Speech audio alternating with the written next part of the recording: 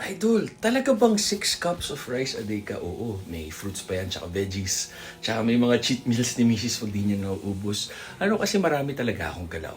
Workout, cardio, tas tulong kay Mrs. linis bahay, may construction, linis kotse, lahat. As much as possible, kahit may house staff kami, may mga tumutulong, pero as much as possible, we wanna do things ourselves. May dalawang washing machine kami, may dryer. Tapos pag may sobra, nilalabang ko. Kahit yung kay Mrs. Tapos sinasampay namin. So, yun yung cardio ko. And then gumagawa ng content, gumagawa ng kanta, and then follow up sa mga business.